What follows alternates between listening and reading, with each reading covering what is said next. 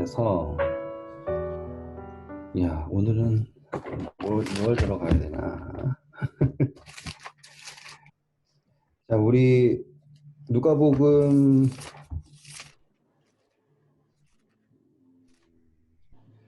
자 있습니다. 누가복음 8장이에요. 네. 자, 누가복음 8장에 보시면 이제 곧바로 비유가 들어가요. 근데 씨 뿌리는 자의 비유죠. 네. 네. 제가 뭐 그전에 설교할 때 잠깐 그 언급한 내용이긴 한데 누누이 말씀드리지만 누가복음은 순서대로다라고 생각을 하는 거고요. 예수님 입장에서 이 시점에 제자들에게 이 비유를 알려줘야 된다라고 생각하시는 거겠죠. 그러면서 자, 누가 더 큰 자라고요? 가장 많이 용서받은 사람이 더 많이 사랑하는 사람이다 라고 하는 개념이 나왔잖아요. 그러면 그 개념을 가지고서 이 비유로 가잖아요. 그러면 이야기가 또 완전 달라져요. 어서 오세요. 자, 일단은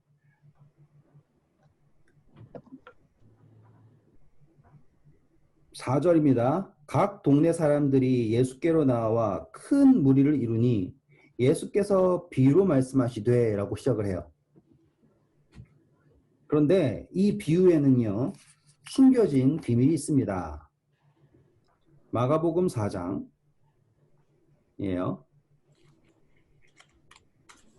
마가복음 4장 1절 예수께서 다시 바닷가에서 가르치시니 큰 무리가 모여들거늘 예수께서 바다에 떠있는 배에 올라 앉으시고 곧 온 무리는 바닷가 육지에 있더라. 예수께서 여러 가지 비유로 가르치시니 그 가르치시는 중에 그들에게 이르시되 들으라 씨 뿌리는 자가 뿌리러 나가서 뿌릴새 똑같은 이야기죠. 근데 배경 설명이 나오죠. 네. 어디에서 했다고요? 바닷가에서 배 위에서 하셨대요. 근데 거기에서 온 사람들은 여러 동네에서 왔대요. 마태복음 13장 1절 마태복음 13장 1절 그날 예수께서 집에서 나가사 바닷가에 앉으심에 큰 무리가 그에게로 모여들거늘 예수께서 배에 올라가 앉으시고 온 무리는 해변에 서 있더니 예수께서 비유로 여러 가지 그들에게 말씀하시며 이르시되 씨 뿌리는 자가 뿌리러 나가서 자 같은 이야기인데 세 가지로 마태, 마가, 누가가 다 기록을 하고 있어요. 그렇다는 건 이 비유는 엄청나게 중요하다는 거예요. 제가 말씀드렸죠? 이 사복음서가 다 기록하는 게 제일 중요한 걸 거고요. 그리고 세 개라도 기록하고 있으면 중요하다는 거겠죠. 예수님의 탄생도 중요하지만 예수님의 탄생을 기록하고 있는 건 마태랑 누가밖에 없어요. 마가복음에 기록도 안 나 있어요. 아시겠죠? 다시 말하면 이 비유가 그만큼 중요한데 그 중요한 비유가 어느 시점에 이루어졌느냐 이거예요. 자, 우리 이제 성경절 하나 찾아볼게요. 마태복음 7장 15절 20절 읽어주세요. 우리 공부했었어요. 거짓 선지자들을 삼가라. 양의 옷을 입고 너희에게 나오나 속에는 노략질하는 일이라. 쭉 읽어요. 20절까지? 네, 쭉 읽으세요. 그들의 열매로 그들을 알지니 가시나무에서 포도를 또는 엉겅퀴에서 무화과를 따겠느냐. 이와 같이 좋은 나무마다 아름다운 열매를 맺고 못된 나무가 나쁜 열매를 맺나니 좋은 나무가 나쁜 열매를 맺을 수 없고 못된 나무가 아름다운 열매를 맺을 수 없느니라. 아름다운 열매를 맺지 아니하는 나무마다 찍혀 불에 던져지느니라. 이러므로 그들의 열매로 그들을 알리라. 자, 여기에서 우리가 키워드들이 있어요. 거짓 선지자가 빼앗죠. 나왔죠. 네. 그리고 가시나무 나왔죠. 네. 지금 키워드들이 겹치는 게 보이시죠? 네. 네. 그걸 보는 거예요. 그럼 예수님이 그분의 생각 구조예요. 예수님의 생각 구조에서 그럼 이 새들이 누구인가도 나올 수 있는 거고요. 길가에 떨어져 새들이 와서 주워 먹잖아요. 그럼 새들이 누구이냐? 아, 거짓 선지자나 사단이겠구나. 이렇게 갈 수 있는 거고요. 가시덤불은 뭐냐? 이렇게 이제 이야기가 되는 거예요. 자, 그러면 또 가볼게요. 시편 65편 65편 9절 10절이에요. 땅을 권고하사 물을 대어 심히 윤택케 하시며 하나님의 강에 물을 가득하게 하시고 이같이 땅을 예비하신 후에 저희에게 곡식을 주시나이다. 네. 그래서 지금 보세요. 땅을 뭐 하신다? 권고하사. 예비하신다. 그쵸? 권고하사 예비하신다라고 하는 개념이에요. 그러면 농부는 뭘 준비하는 사람이다? 땅을 준비한다라는, 경작한다라고 하는 전제가 들어가는 거예요. 유성의 시편 몇 장이지? 몇 장이에요? 65편 9절 10절. 집사님 한 번 더 읽어주세요. 아니요. 이거 쓰느라고 여기 써놓으려고요. 저 바빠요. 10절 주께서 발고랑에 물을 넉넉히 대사 그 이랑을 평평하게 하시며 또 단비로 부드럽게 하시고 그 싹에 복 주시나이다. 네, 정확하게 이제 씨 뿌리는 자의 비유에 들어가는 개념인 글을 제가 말씀드리는 거예요. 그러니까 예수님이 그냥 무턱대고 사람들한테 좀 쉽게 설명해 줘야지 하고 하시는 게 아니라요. 성경적인 배경을 다 가지시고 그분의 생각 구조예요. 그 생각 구조가 이렇습니다. 그리고 그런 생각 구조를 가지시고 예화를 드시는 거예요. 자, 그러면 이제 히브리서 6장 7절 8절 읽어볼게요. 히브리서 6장 7절 8절. 신약 358페이지. 땅이 그 위에 자주 내리는 비를 흡수하여 밭가는 자들이 쓰기에 합당한 채소를 내면 하나님께 복을 받고 만일 가시와 엉겅퀴를 내면 버림을 당하고 저주함에 가까워 그 마지막은 불사름이 되리라. 네, 자, 이것도 같은 개념인 거예요. 자, 그러면 우리는 여러 가지 방면에서 접근을 할 수 있는 이제 근거들이 생긴 거예요. 그러니까 차이를 잘 보셔야 돼요. 지금 이러한 배경을 안 가지고 보잖아요. 그러면 우리가 갈 수 있는 방향성은 딱 그거예요. 아, 난 가시덤불이지. 난 돌짝밭이야. 어떻게 하면 좋은 밭이 될까? 이렇게밖에 안 된다고요. 진짜 무슨 그 적성 검사하듯이 하루에 몇 번 기도하십니까? 뭐 기도는 어떻게 하시나요? 그러면 당신은 여전히 돌짝밭입니다. 뭐 좀 더 노력하셔서 좋은 밭이 되세요. 뭐 이런 식으로밖에 안 된다니까요. 왜? 근거가 없이 그냥 보는 거예요. 그런데 자, 마가복음 4장 13절 읽어보세요. 또 이르시되 너희가 이 비유를 알지 못할진대 어떻게 모든 비유를 알겠느냐. 네. 그러면 뭐예요? 다른 비유들을 이해하려면 무엇을 이해해야 되냐면 이 씨 뿌리는 자의 비유를 이해해야지 다른 비유들을 이해할 수 있다고 예수님 말씀하셨잖아요. 그렇죠? 그러니까는 이 씨 뿌리는 자의 비유가 호락호락한 비유가 아닌 거예요. 이러잖아. 너희가 이 비유를 알지 못할진데 어떻게 모든 비유를 알겠느냐. 다시 말하면 이 비유를 알면 다른 모든 비유를 알 수 있는 열쇠를 갖게 된다라고 하는 접근을 할 수 있는 거예요. 재밌죠? 그러니까 이거는 짧은 시간에 담을 수가 없어요. 왜냐하면 살펴봐야 할 관점들이 되게 많거든요. 자, 먼저 히브리서에서에 나왔던 관점, 히브리서 6장 7절, 8절에 나왔던 개념을 가지고 한번 접근해 볼게요. 하나님께서 비를 내리시고요. 좋은 것을 주시죠. 그런데 뭐가 나왔다고요?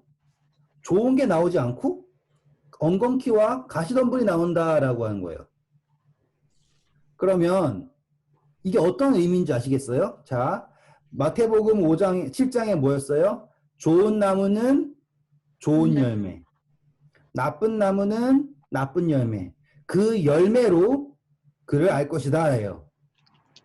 똑같이 하나님께서 똑같이 좋은 비를 주시고, 그렇죠? 좋은 씨를 뿌렸는데 딱 그 땅이 뭘 나온다? 엉겅퀴, 가시덤불이 나온다. 라고 하면은 뭐예요? 그 땅 자체가 열매가 뭐다? 가시덤불이다 라고 얘기하는 거예요. 여기까지 개념이 나오시겠죠? 자, 히브리서의 개념으로 봤을 때 하나님이 비를 주심으로 드러나는 건 뭐다? 좋은 이 열매. 땅이 가시덤불 땅인지 네, 좋은 땅에. 좋은 땅인지가 드러나는 게 무얼 줌으로? 비를 주심으로 드러나는 거예요. 성령을 주심으로. 네네네. 그렇게 접근하시면 되는 거예요. 그러면 드러나는 거가 중요하구나 라는 걸 이해할 수 있어요. 이게 첫 번째 우리가 접근하는 방법이에요. 그러면 히브리서에서 비를 줬을 때 이렇게 드러난다고 했잖아요. 그럼 똑같은 거예요. 씨 뿌리는 자가 씨를요, 아무런 조건 없이 모두에게 뿌리죠. 그렇게 되었을 때 뭐가 드러난다? 어떠한 땅인지가 드러난다라는 거예요. 그러니까 현재로서는 적혀 있기를 좋은 땅, 길가 이렇게 나오지만 씨 뿌리는 사람의 입장에서는 이게 드러나지 않은 상태이구나라는 걸 볼 수 있는 거예요. 단지 예수님 전능하시니까 다 아시죠. 그런데 우리가 익히 알고 있잖아요. 하늘에 영적 존재들이 뭘 보고 있어요? 이 모든 것을 보고 있죠. 자, 그럼 하나님이 말씀을 누구에게도 주세요? 사단에게도 주시죠. 사단도 성경 연구하잖아요. 그쵸? 네. 그랬는데 그 말씀을 받음으로 자기가 어떠한 존재인지를 스스로 드러내죠. 이해되시죠? 이게 비유의 핵심인 거예요. 모두에게 주심으로 그 비 혹은 씨, 말씀으로 모든 게 드러난다라고 하는 결론이 되는 거예요. 이해되셨죠? 그 열매로 그를 알 것이다 라고 하는 거예요. 자, 그러면 여기에다가 한 단계를 더 씌워 볼게요. 우리 막 하시다가 좀 헷갈리시거나 너무 어렵다 싶으시면 말씀하세요. 제가 더 쉽게 천천히 한번 가볼 수도 있어요. 근데 더 천천히 가면은 과연 어떻게 될지 모르겠어요. 자, 이사야서 가보실게요. 이사야서 55장입니다. 이사야서 55장 8절부터 읽어주세요. 대학 1036페이지. 이는 내 생각이 너희 생각과 다르며 내 길은 너희 길과 다름이니라. 여호와의 말씀이니라. 이는 하늘이 땅보다 높음같이 내 길은 너희의 길보다 높으며 내 생각은 너희의 생각보다 높음이니라. 이는 비와 눈이 하늘로부터 내려서 그리로 되돌아가지 아니하고 땅을 적셔서 소출이 나게 하며 싹이 나게 하며 파종하는 자에게 종자를 주며 먹는 자에게는 양식을 줌과 같이 내 입에서 나가는 말도 이와 같이 헛되이 내게 돌아오지 아니하고 나의 기뻐하는 뜻을 이루며 내가 보낸 일에 형통함이니라.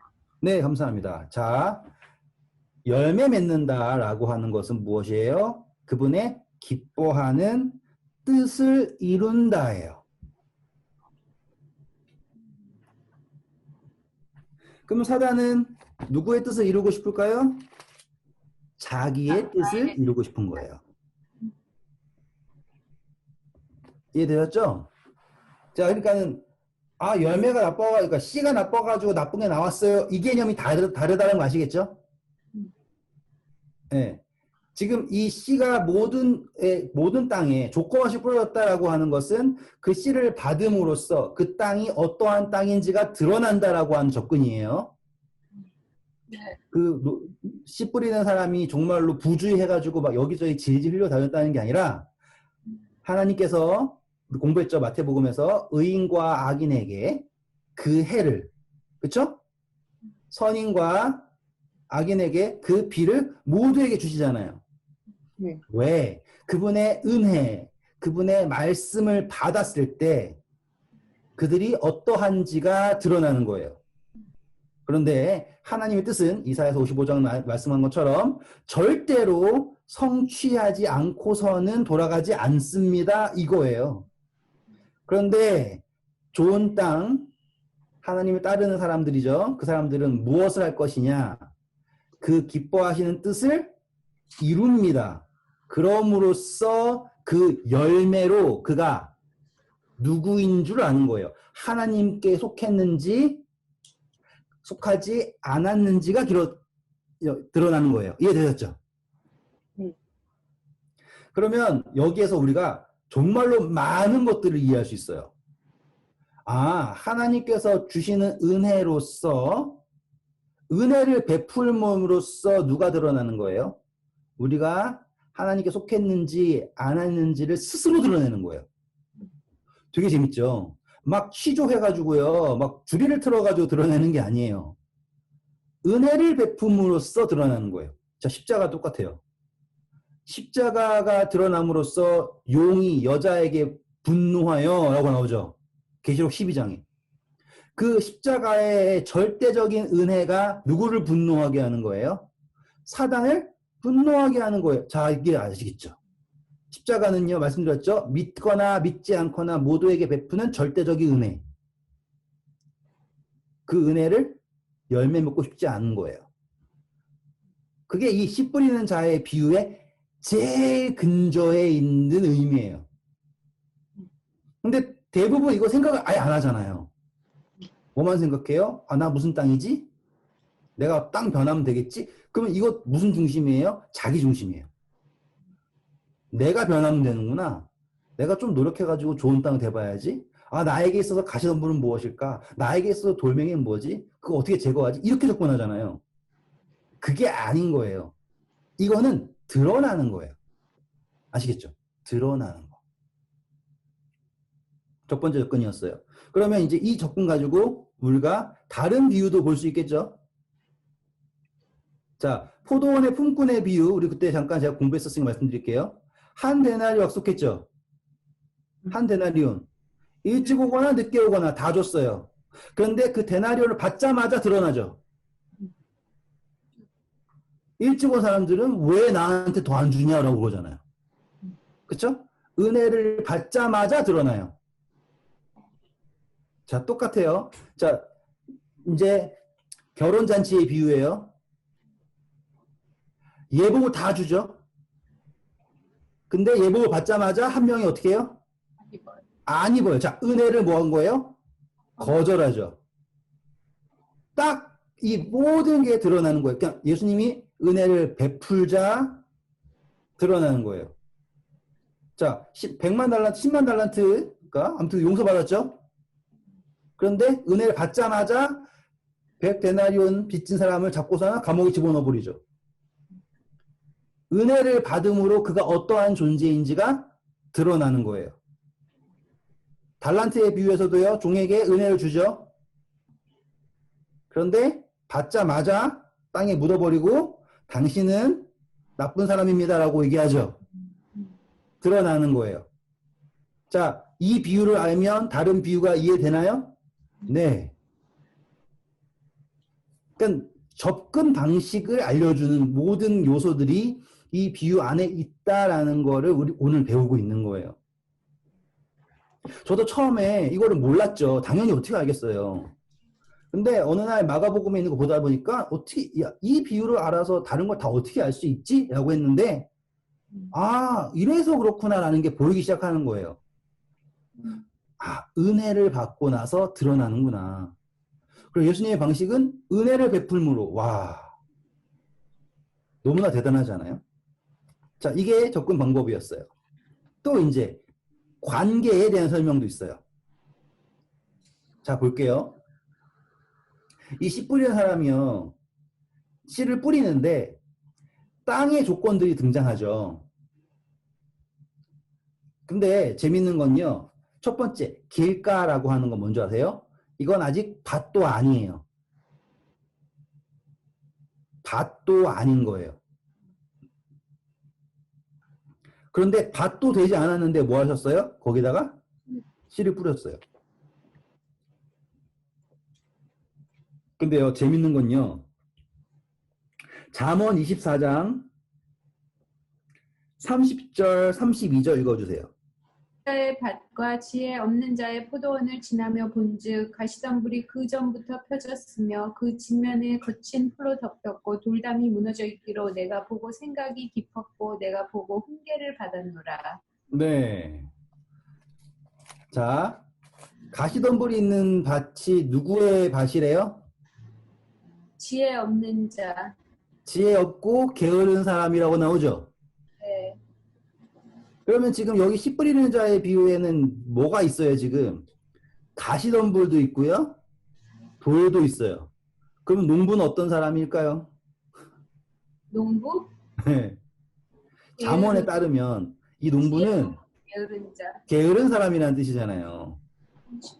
만약에 잠언에 있는 논리를 따지자면 그러면 농부는 어떻게 해야 될까요?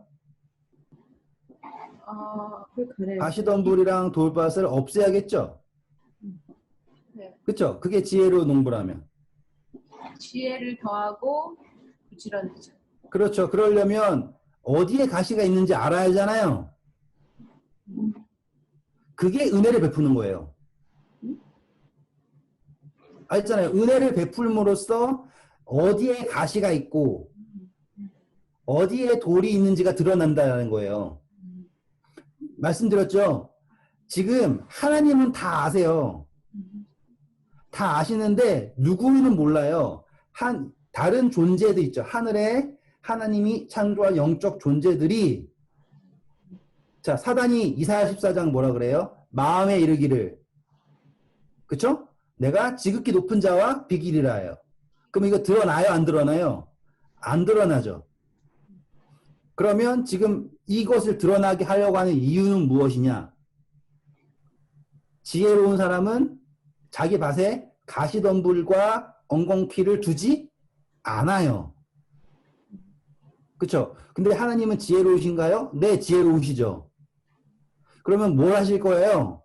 이거를 다 태워버리시겠죠. 그런데 이게 임의로 태우면 지금 다른 창조물들이 함께 성립될 수 있나요? 없나요? 없죠.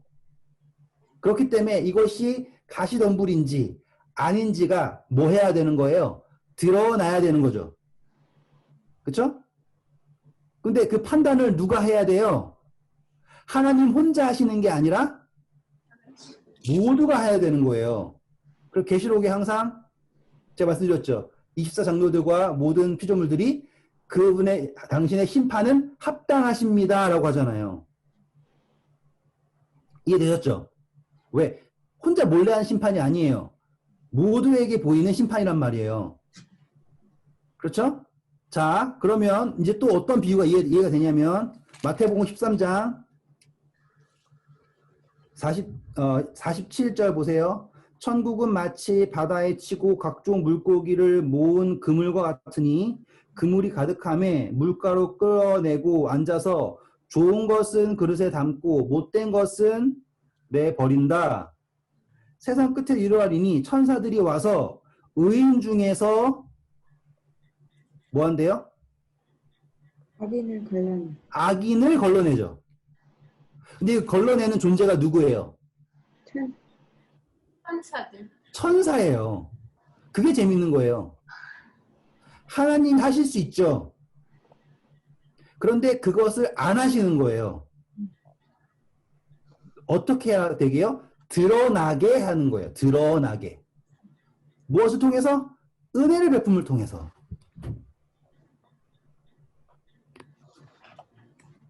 그럼으로써 뭐가 없어지는 거예요? 가시덤불이 사라지는 거예요. 이 접근 방식을 이해하실 수 있어야 돼요.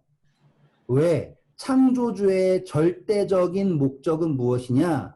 모든 피조물이, 창조물들이 창조주 안에서 성립되는 것이 그분의 온전한 목적이에요. 맞죠? 그래서 그분은 절대로 자신의 밭에 가시덤불과 엉겅퀴를 두시지 않습니다. 지혜로우신 분이니까. 여기까지 따라오셨죠? 그러면 이제 이 비유가 이 말을 하는 거구나 라는 거 이해가 되는 거예요. 자, 그러면 다시 아까 말했던 거, 길가는 뭐예요? 이거는 뭐라고요? 아직 밭도 안 되는 거예요. 그리고 제가 뭐 설교할 때 잠깐 말씀드렸지만 정말 인도에 가니까 길가가 있고 거기 옆에 가시덤불이 있고 그 다음에 돌짝밭이 있고 이렇게 있더라고요, 다. 그리고 그 가시덤불이 밭을 그 지나가는 동물들로부터 지켜주고 그런 아주 좋은 역할을 해요. 각자 역할을 해요. 그러니까 정말 신기했어요. 그런데 여기의 핵심은 이것들이 구분되어져 있다예요. 구분되어져 있다. 자, 볼게요. 한번. 이제 이 구분이 어떠한 의미를 가진지를 볼 거예요, 이제. 호세아서 10장 12절 읽어주세요. 구약 1265페이지. 너희가 자기를 위하여 공의를 심고 인애를 거두라. 너희 묵은 땅을 기경하라. 지금이 곧 여호와를 찾을 때니 마침내 여호와께서 오사 공의를 비처럼 너희에게 내리시리라. 네. 자, 13절입니다. 너희는 악을 밭가라 죄를 거두고 거짓 열매를 먹었나니 내가 내 길과 내 용사의 많음을 의뢰하였음이라 라고 나와요. 다시 한번 읽을게요. 너희는 뭘 밭가랐냐면요. 악을 밭가라 죄를 거두고 거짓 열매를 먹었나니예요. 자, 그러면 이게 무엇이냐? 이 땅들이 구분되어 있죠? 이렇게. 그런데 그것 자체가 뭐냐면 그 땅 자체에서 충실한 거예요. 가시덤불도요. 게으르잖아요? 그럼 안 자라겠죠? 그 악을 밭갈아서 그 죄의 열매를 추구하는 거예요. 구분점을 보여야 되는 거예요. 좋은 땅은요. 무엇을 추구하는 거냐면 하나님의 열매를 추구하는 거고요. 이 구별되어 있는 땅들은요. 그 각자의 역할에서 죄를 밭갈아 악의 열매를 먹는 거예요. 그렇기 때문에 각자의 논리에서는요. 모든 것이 선이에요. 가시덤불에게서는요. 그 사에서 씨가 나는데 안 자라는 게 선이에요. 왜? 그 논리가 맞아요. 왜? 가시덤불이 더 중요하니까. 나와야 되니까. 이해되시죠? 돌짝밭에서도요. 똑같은 거예요. 뭐예요? 뭐가 더 중요해요? 절대로 내줄 수 없는 하나님의 말씀에 틈을 줄 수 없는 아시겠죠? 왜? 그게 나에게 더 중요하기 때문이에요. 이해되셨죠? 길가도요. 그 논리에서요. 최선인 거예요. 왜? 이 씨만 진짜 씨가 아니에요. 나에게는요. 이것도 있고 저것도 있고요. 아무것도 받을 필요 없는 거예요. 왜? 밭도 아니니까. 그 논리 안에서는 정말로 악을 밭가라 뭐였죠? 그 거짓 열매를 추구하는 거예요. 그 안에서의 절대선이에요. 자, 볼게요. 이 개념 가지고 열처녀의 비유예요. 어리석은 처녀들이요. 그들의 논리 안에서 완전한 걸 했어요. 맞죠? 틀린 게 없다고요. 하지만 못 들어가죠. 자, 양과 염소의 비유예요. 염소한테 마태복음 25장이죠. 내가 줄일 때 너희가 먹을 것 주지 않았고 목마를 때 주지 않았고 했잖아요. 그 사람들이 뭐라 그래요? 우리가 언제 그랬냐고 하잖아요. 왜? 그들의 논리에서는요. 그들은 항상 뭐였다고요? 선이었다고요. 그래서 그들이 추구하고 있는 그 절대선, 자신들의 선에서는요. 하나님의 말씀이 열매를 맺을 수 있어요? 없어요? 없는 거예요. 그 논리예요. 자, 그러면 그 논리를 그대로 가지고 로마서 1장 가면요. 로마서 1장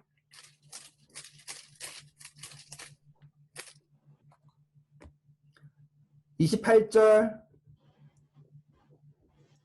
제가 읽을게요. 또한 그들이 마음에 하나님을 두기를 싫어하며 하나님께서 그들이 상실한 마음대로 내버려 두사 합당하지 못한 일을 하게 하셨으니. 자, 재밌는 거예요. 돌짝밭에 뿌리고 가시덤불 뿌렸잖아요. 농부가 개입을 해요, 안 해요? 안 하잖아요. 왜? 말씀드렸죠. 씨를 뿌림으로써 뭐가 드러나는 거예요? 그 땅의 어떠함이 드러나잖아요. 여기도 똑같아요. 합당하지 않은 것에 내버려 두세요. 그러면서 뭐가 드러나는 거예요? 곧 모든 불의, 추악, 탐욕, 악이 가득한 자요, 시기, 살인, 분쟁, 사기, 악독 가득한 자요, 수군수군하는 자요, 비방하는 자요, 하나님께서 미워하시는 자요, 능욕하는 자요, 교만한 자요, 자랑하는 자요, 악을 도모하는 자요, 부모를 거역하는 자요, 우매한 자요, 배약하는 자요, 무정한 자요, 무자비한 자라는 게 드러나는 거예요. 옳다 하느니라. 왜냐하면 이 사람들은 다 좋은 땅인 거예요. 그들의 입장에서. 아시겠어요? 이 땅은요, 다 좋은 땅이에요. 그들의 입장에서요, 정말로 합당한 땅인 거예요. 가시덤불이 자라기에 최적의 땅인 거예요. 아시겠죠? 돌짝밭이기 위해선 최적이라는 거예요.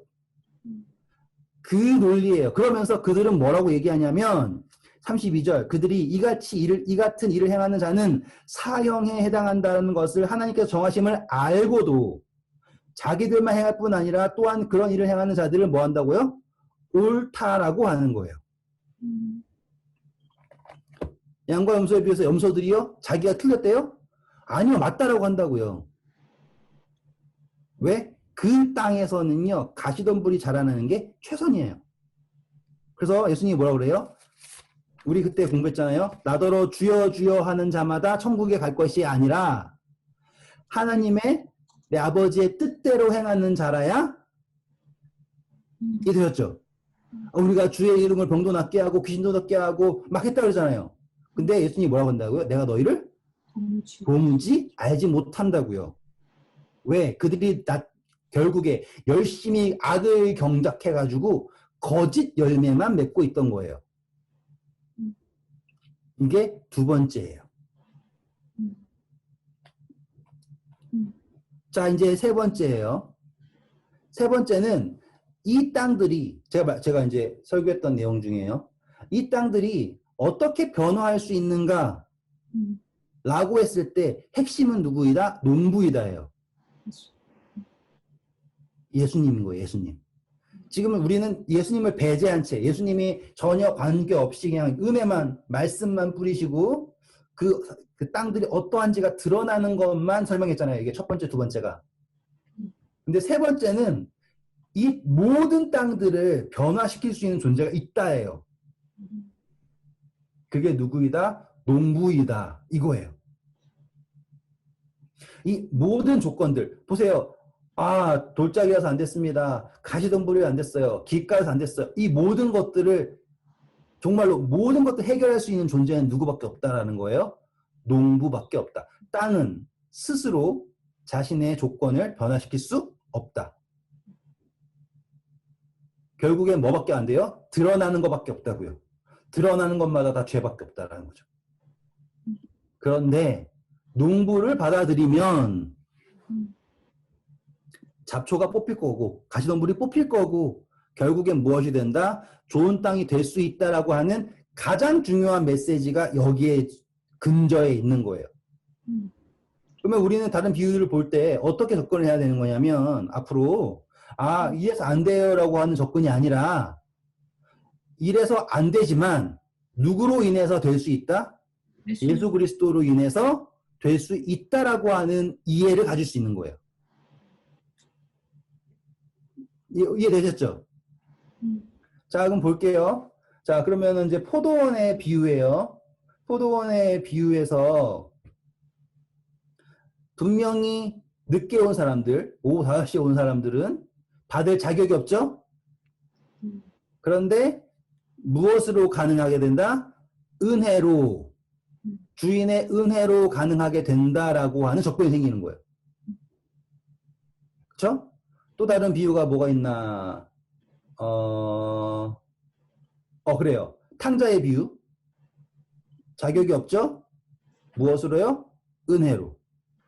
1인 양의 비유. 찾을 방법이 없죠? 누구로요? 예수님의 은혜로. 자, 지금 이 한 비유가 다른 모든 비유로 가는 연결점이 있다는 게 보이시죠, 이제? 자, 그러면은 여기에서 이 거꾸로 가서요.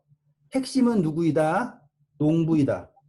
농부가 모든 것을 할 수 있는 방법, 그 열쇠이다. 농부가 씨를 모두에게 뿌리는 것은 그 씨, 은혜, 말씀, 을을 통해서 무엇이 드러난다? 이 땅이 어떠함이 드러난다. 농부에게만은 아니에요. 모든 피조물들에게 드러난다. 그리고 두 번째 뭐였죠? 이 땅들은요, 각자 다 자기의 조건에서 좋은 땅이에요. 그쵸? 각자 다 자기의 조건에서 좋은 땅이고, 누구의 씨를 받고 있어요? 농부에게 씨를 받고 있다고요. 주여 주여 한다고요. 아시겠죠? 이게 목적, 이게 이 두 번째예요. 그러니까 세 개가 보이시죠? 돌짝밭도요, 농부랑 관계가 있고요.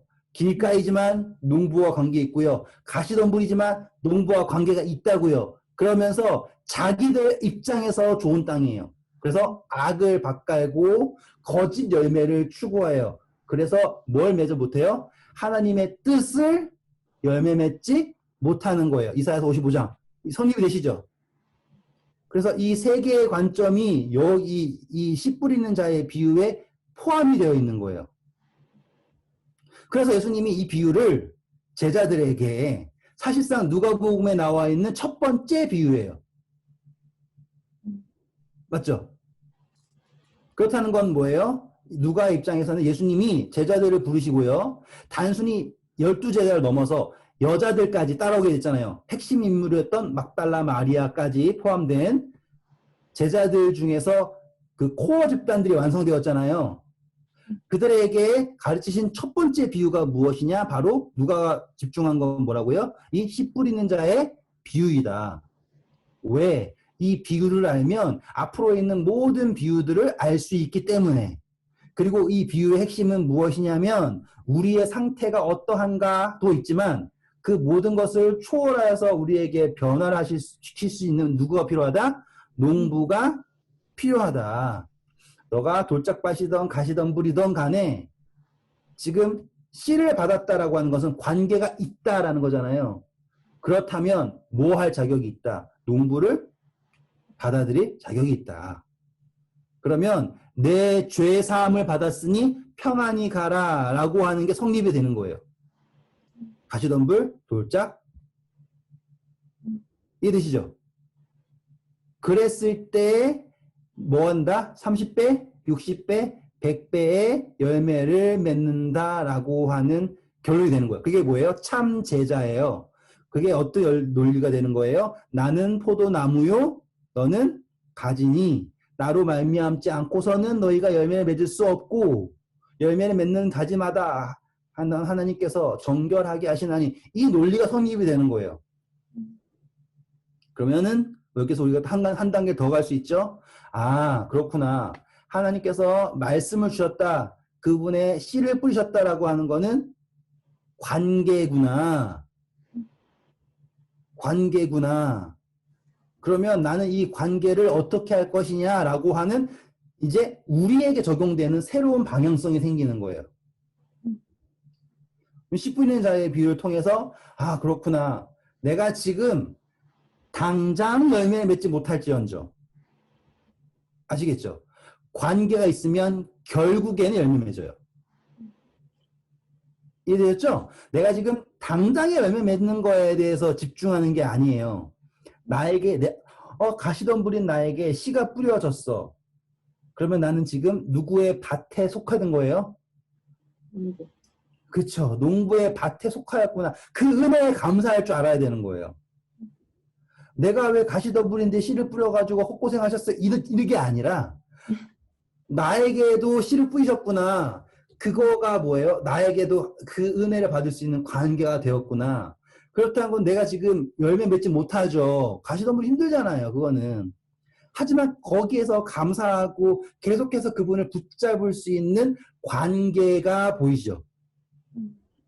이게 이제 네 번째 접근 방법이에요. 그러면 이게 이 비율을 보잖아요. 그러면 30배, 60배, 100배를 안 맺었어. 아우, 이게요. 어떻게 느껴지는지 아세요? 처음엔 0이에요. 열매 하나도 못 맺었어요. 그런데 하나님이 저를 그러니까 이제 30배 맺을 수 있게 된 거예요. 그런데 또 더 하시는 거예요. 그래서 60배 더 되는 거예요. 또 하는 거예요. 또 100배가 되는 거예요. 이해되시겠어요? 어떤 사람 30배 맺었대요. 난 왜 100배 못 맺었죠? 이게 아니라고요. 30배, 60배, 100배라고 하는 건 무엇이냐면요. 계속해서 그분과 함께 그분의 땅으로서 아시겠죠? 계속해서 열매 맺는 거예요. 그러니까 일회성이 아니라는 거예요. 나 100배 맺었으니까 난 좋은 땅. 그렇게 정해지는 게 아니라고요. 그분의 땅에 속해서 그분과 계속 관계하는 거예요. 이게 어떤 개념이에요? 우리가 공부했던 영원의 개념이에요. 매 월삭과 매 안식일마다 내 앞에 항상 있을 것이다. 그 항상 있다라고 하는 게 그분의 밭이 되는 거예요. 그러니까는 지금 내가 열매 맺지 못한다고 낙심할 필요가 없는 거예요. 그러니까 얼마나 희망적이에요. 그러니까 은행 거예요. 나는 지금 내가 좋은 밭이라고 자망하는 것만큼 바보는 없는 거예요. 그렇잖아요.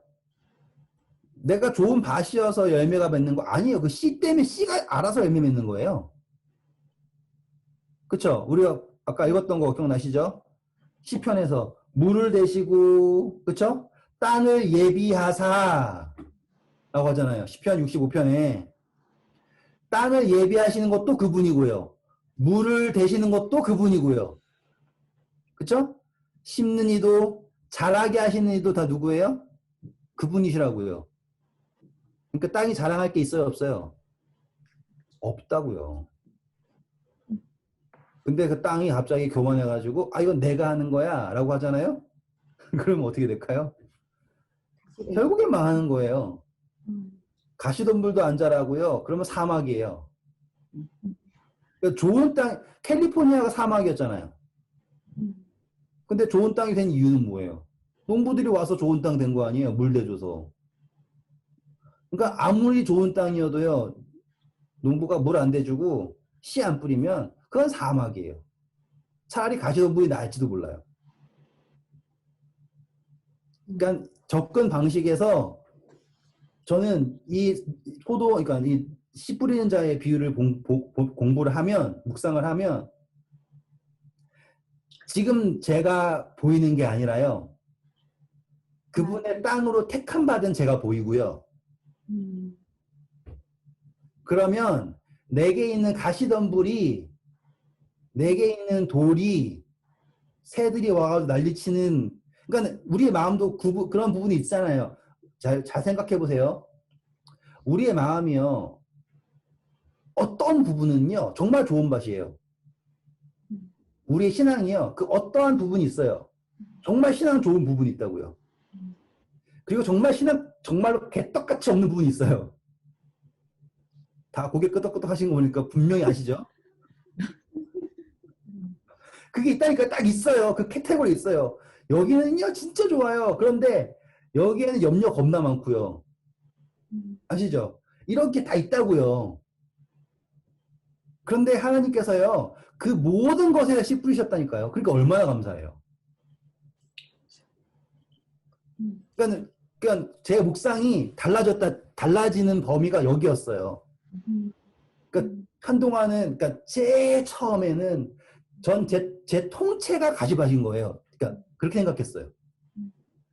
통째가 돌짝밭이고 통째가 좋은 밭이어야 된다 이렇게 생각했는데 그게 아니에요. 우리의 마음 자체는요. 다 그런 구분이 있는 거예요. 근데 예수님께서 농부이에서 그 모든 부분을 뭐 하셨다? 씨를 뿌려가지고 나의 밭이다라고 택하셨다라는 거예요. 그러면 그게 너무 감사하고요. 첫 번째, 너무 감사하고 뭔가 좀 다르게 느껴져요. 그리고 그 부분이 가시덤불인 그 밭이 변화하는 게 되게 행복해요. 저는 분명히 알거든요. 여기가 얼마나 대단한 가시덤불이었는지 알아요. 그런데 점점 그게 좋은 밭으로 변해가고 있는 게 보여. 그 속에서 막 비집고 올라오는 게 보여요. 그러니까 그게 놀라운 거라니까요. 그러니까는 이게 이렇게 생각하시면 돼요. 우리가 생각할 때는 가시를 다 뽑아버려가지고, 예? 혹은 돌짝을 다 골라내가 좋은 밭 되는 거 생각하잖아요. 그 개념이 아니라 그 씨앗이 말씀이요. 가시덤불보다 더 세게 자라는 거예요. 예? 그 씨앗이요. 뿌리가 겁나 세가지고요. 돌을 다 부셔버리는 거예요. 아시겠어요? 그 느낌이에요. 그러니까 이 느낌은 그 하나님의 말씀이라는 게 너무나 빈약해가지고 가시덤불 그늘에 죽어버리고 돌짝밭에 뿌리를 깊이 못 내가 죽어버리고 이렇게 연약한 게 하나님의 말씀이 아니라니까요. 하나님의 말씀은 어마어마한 관절과 혼과 골수를 찔러 쪼개기까지 하고라고 하는, 예? 살아있어 활력 있는 히브리서에 나오는 그 말씀이 정말로 그 말씀이라니까요. 이게 보통 말씀이 아니에요. 근데 제가 그걸 경험한 거예요. 아, 정말 그 말씀을 딱 받아들이니까, 딱 바뀌니까, 그게 진짜 막 가시덤불보다 훨씬 크게 자라가지고 얘를 말라 죽여버리는 거예요. 예? 그 돌짝을 막 다 부셔가지고요. 그 씨앗이 저를 좋은 땅으로 만들더라니까요. 이게 이 비유의 핵심이에요. 느낌이 완전 다르지 않아요? 막 엄청나게 두근두근되고 막 희망적이지 않아요? 조금이라도 그 말씀을 더 받고 싶지 않아요? 아, 막 그러면요, 막 이걸 할 때마다 막 너무너무 좋은 거예요. 그리고 이거를 제가 그때 묵상했을 때랑 지금 묵상했을 때랑 완전히 달라요. 왜냐면 내 밭의 지도가 달라지니까. 그리고 정말 신기한 건요, 하나님이 열매 맺는 데가요, 오히려 좋은 밭이 아니에요. 오히려 내가 제일 걱정하고 의외라고 생각했던 길가에서요, 이따만한 나무가 나와가지고는요, 열매가 팍 나온다니까요. 그럴 수도 있겠다. 네. 그때 뭘 느낀 줄 아세요? 야, 이거는 정말 하나님의 능력이다. 이거는 완전히 하나님께 하신 거다. 이렇게 나오는 거예요. 제가 늘 잘하는 부분들 있잖아요. 거기서 나오잖아요. 그러면 좀 뿌듯하고요. 뭐 내가 뭐 이렇게 하잖아요. 근데 정말로 제가 알고 있는 내 믿음의 신앙의 기준에선 제일 안 되는 그 부분이죠. 거기에 하나님께 맡겼더니 하나님이 일을 탁 하셔가지고요. 팍 하시는 걸 보잖아요. 그게 농부를 받아들이는, 예? 참 농부이신 예수 그리스도를 모시는 묘미예요. 아, 멋있다. 생각만 해도 멋있죠. 너무 멋있다. 예. 진짜 너무 멋있잖아요. 네. 멋있어요.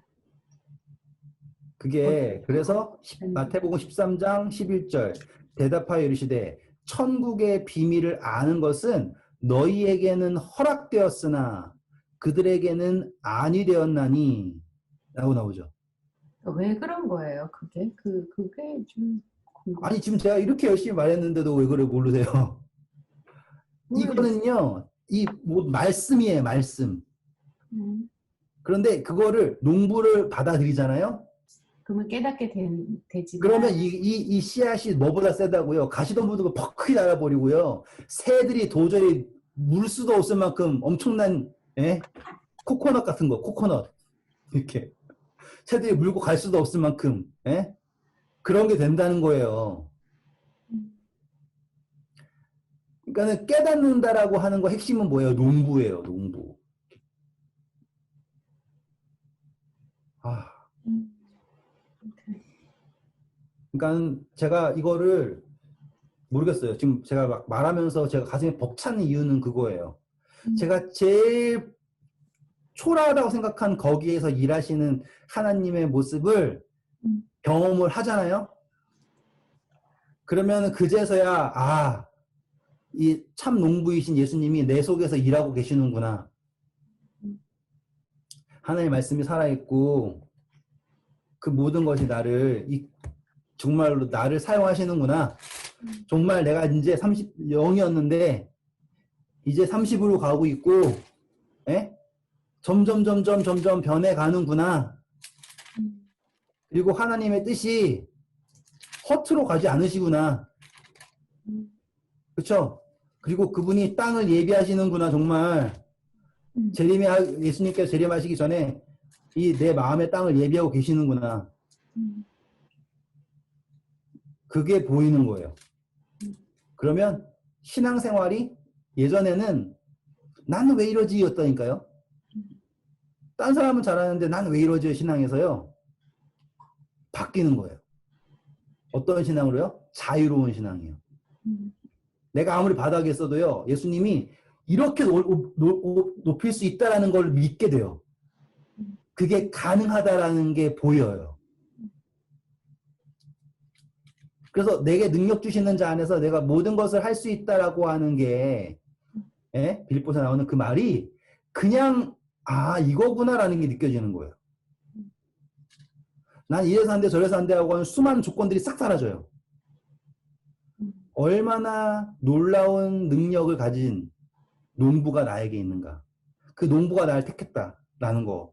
그리고 그분이 뿌린 그 씨앗이 얼마나 놀라운 씨앗인지가 느껴지는 거예요.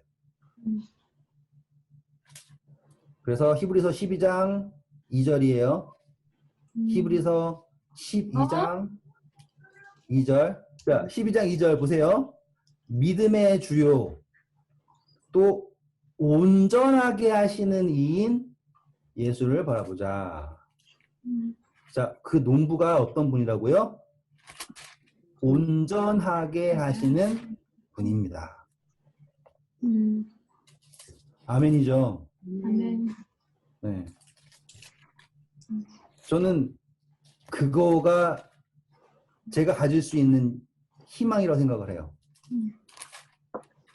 온전하게 하시는.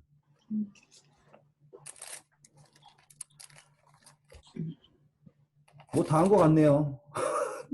더 이상 하면 안 될 것 같아요.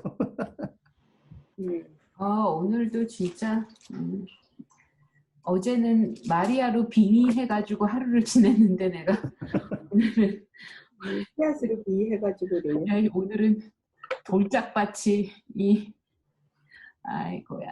자, 이제 하나만 더 할게요. 그럼 마지막으로.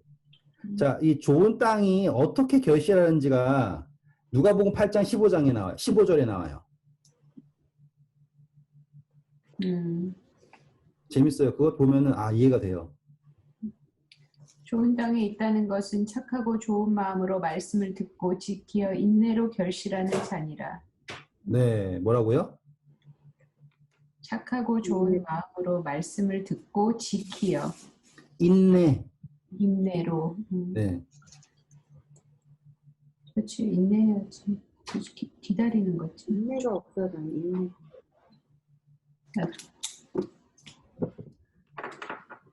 나의 가시.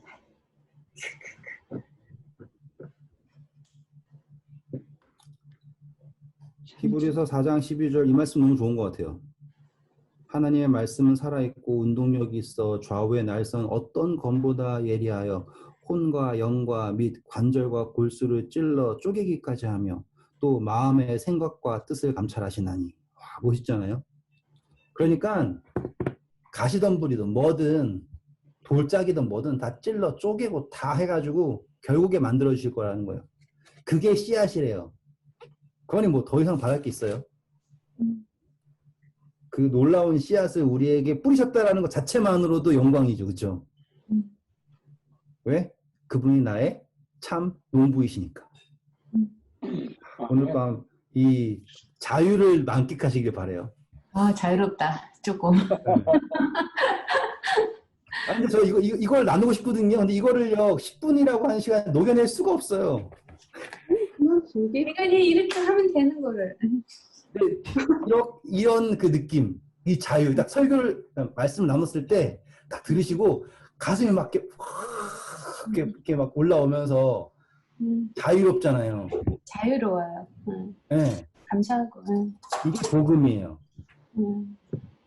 네. 정죄하는 건 절대로 복음이 아니에요. 아멘. 네. 좋은 밤 되시고 이 자유를 만끽하는 밤 되세요. 네. 맞습니다. 감사합니다. 네. 감사합니다.